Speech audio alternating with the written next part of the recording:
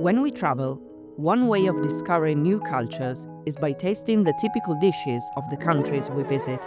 This can, however, pose potential health risks, since food and beverages contaminated by bacteria, viruses, or parasites can cause nausea, vomiting, stomach cramps, diarrhea, and fever.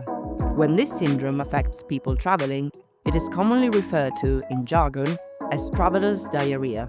In most cases, it affects those journeying from countries with high hygienic standards to less developed regions in the world. But it can happen anywhere. It may be caused both by a lack of facilities and technologies, or which fail to comply with the standards of more developed countries, such as aqueducts, refrigerators, and public health controls, and by inadequate hygiene conditions and practices during food production, preparation, and serving. In the majority of cases, traveler's diarrhea clears up within the space of a day or two and is rarely life-threatening.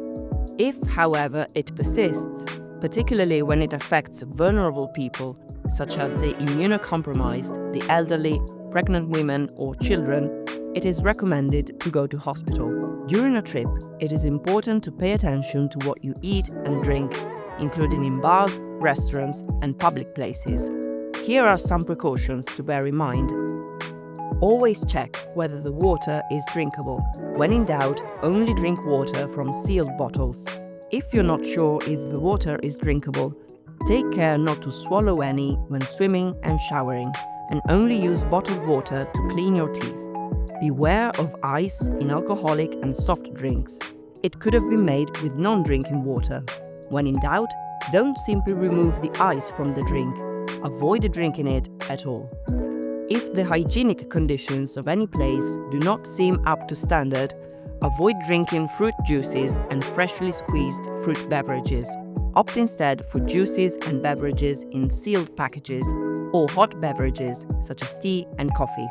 Also, remember to only eat raw fruit and vegetables if you're sure they have been washed with drinking water and handled in suitable hygienic conditions. Generally speaking, it is best to avoid raw or undercooked meat, fish, shellfish, and eggs, unpasteurized milk and fresh cheeses, yogurt, and ice cream made with raw milk. Where possible, avoid street food sold by impromptu street vendors. If you do eat street food, at least make sure that it has been thoroughly cooked and has not been kept at ambient temperature for several hours.